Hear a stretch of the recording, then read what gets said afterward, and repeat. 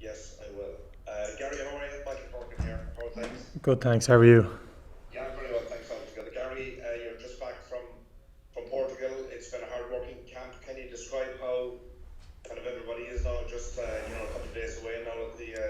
The names of the players are on the shirts in terms of playing Wales in the opening game of the weekend. Yeah, so we're all obviously massively motivated. The opportunity to do something special, and with full capacity crowds back, something that a couple of weeks ago mightn't have been a realistic expectation. But so everyone's excited from that front, and then the enormity of the challenge ahead in Wales. That when it came to when we met out in the HPC last week, right through to travelling and any training session we got, we were clued in, knowing that we need to prepare as best we could um, to deliver the best performance we could. Um, yeah, which hopefully will give us a crack at winning. Now, it's an exciting day for everybody. Selected, I suppose, none more so than Mac Hansen. What have your impressions been of him? I'm sure you've seen him from afar on the television, but you've seen him at first hand as well now on the training pitch.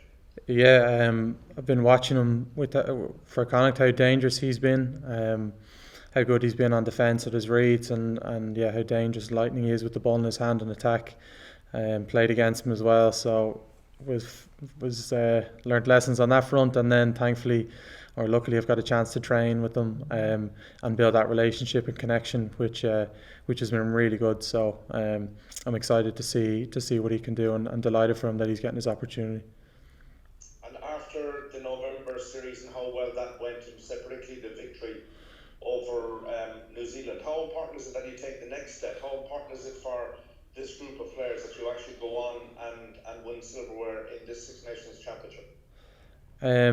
Yeah, unbelievably important. I mean, it's the past now, and what's in our control is how hard we can train, how well we can prepare, and that's the only thing certainly I've been focusing on, and the group has been talking about and focusing on. So, obviously it was cool to be involved in some of those results, but that's the past now. It's about building and growing and trying to be better at every opportunity we get. So that's just all that matters really to us. Thanks, Gary. Have a good one for the weekend. Thank you. Hi Gary, Ashling here from Off the Ball. How are you? I'm good, thanks. How are you? I'm good, thank you. And you yourself, you must be delighted to be in the starting team. It's such a tough competition for places at the minute, especially in midfield. Yeah, 100%. It's always been the case. So no one I think has ever got comfortable playing centre for Ireland, but with the amount of times it chops and changes. So I feel very lucky and privileged to get the opportunity this weekend. And how is it announced to you as a team? And what did you do first? Do you ring parents and family and let them know, or what is it like?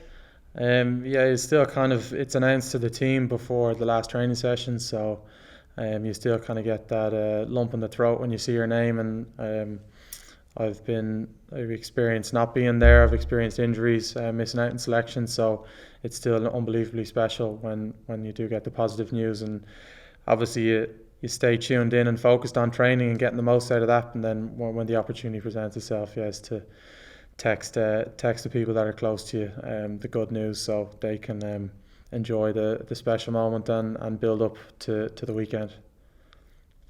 And there's definitely an extra special feel to this Six Nations, just with everything that's gone on over the last 2 years. How much are you looking forward to having a full stadium and to have your friends and family there?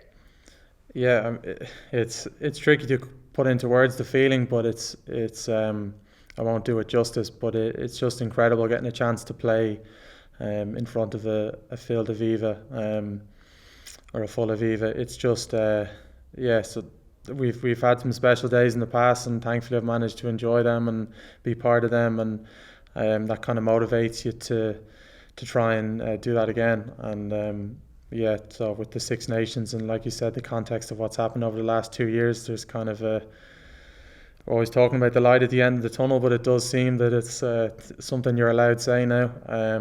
And this would be a great way to kick it off and create a few special moments for ourselves out there, but also the people that are there, the people that are watching at home, and also, like you said, the family and friends that'll be there and watching at home as well. So that's kind of motivating everyone in here. Brilliant, Gary. Best of luck. Thank you. Thanks, Mel. Good, thanks. How are you? Not too bad now. So Josh Adams is going to be opposite you, number 13 for Wales on Saturday. When you're coming up against someone who wouldn't necessarily have played too much in the centre, do you kind of have to be prepared for someone who might be taking a kind of an unorthodox approach to it, be a little bit more wary of what they might do rather than judging what a normal outside centre would do?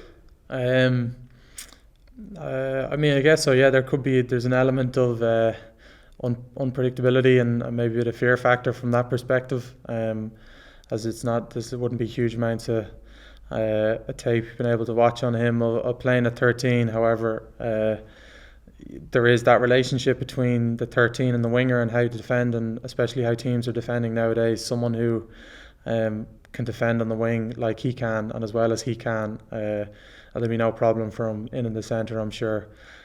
So yeah, I suppose there's that bit of fear factor of what to expect or to be ready for, but I suppose that's always the case in terms of my own picture, is to still prepare as best I can to how Wales' attacking shape is and defensive shape is on kind of the bigger picture, and say how, and try and figure out how he'll fit into that, as well as looking at his individual traits and trying to be ready for what he's going to bring.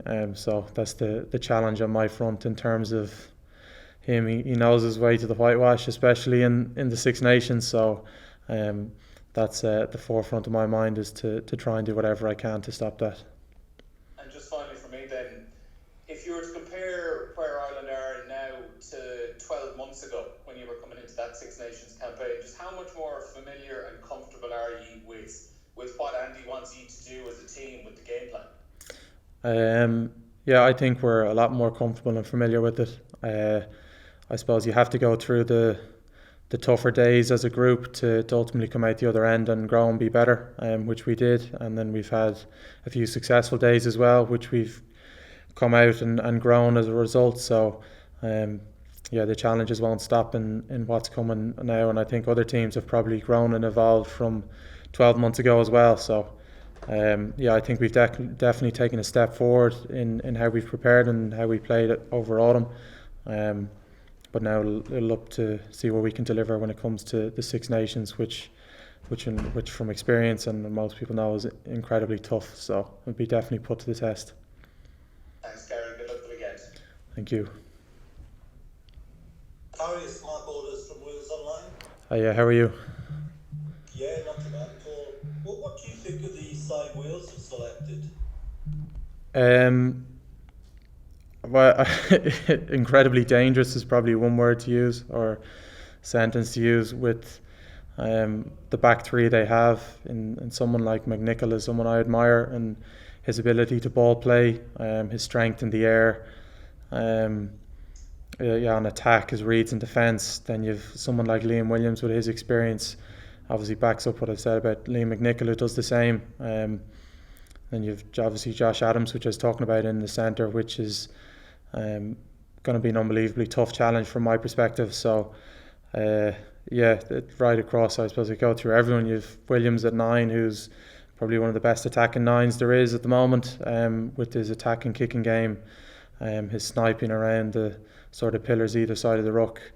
And then you've Bigger, who obviously we all know how well he can control a ship. So in terms of the challenge that we face, it's an unbelievably big one, and if we want to be able to get the result where we want, we'll have to be at our best. Did you see Lewis Rhys-Sammett's try last weekend? I did. So yeah, he's one person, probably goes without saying, but yeah, he's another name. Obviously you have to be on red alert, not just if you're in front of him, but if you're 5 or 6 guys away from him, because his ability to beat defenders is exceptional, and you just have to be on red alert, ready for everything. Any attack, any kicks we put in will have to be spot on, because if you give himself and the back three space and time, I think his try says it all with what he's capable of doing, and other teams or other players in the team as well. With Tompkins as well as another person I would have known from under 20s. His footwork at the line and even ability to fight through the contact and match that with his ball playing ability. It's unbelievably tough challenge ahead. Thanks very much. No problem.